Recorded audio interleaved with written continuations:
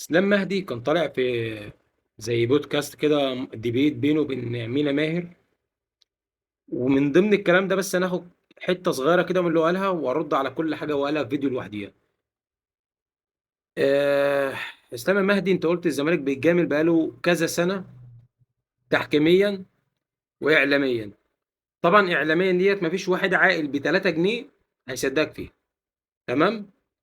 ولو الاعلام بيجيب سيره الزمالك بحاجه كويسه، لان انا عندي الدنيا خربانه، فلما بيبقى في حاجه كويسه لازم يقولوها لان هم مش عمي.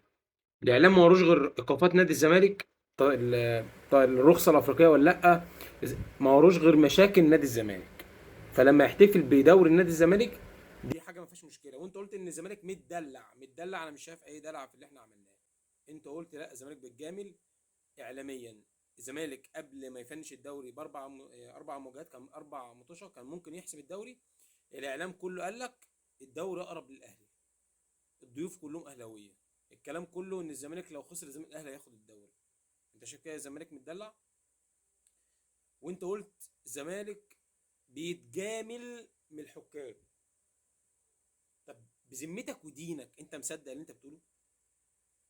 انا انا يا ابني، انا هتجامل من الحكام؟ بأمارة ايه؟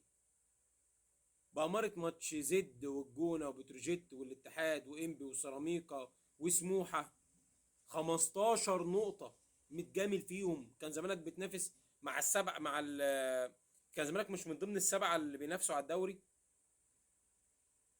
شوف اللي بيته من ازاز يا اسلام ما يحدفش الناس بالطوب.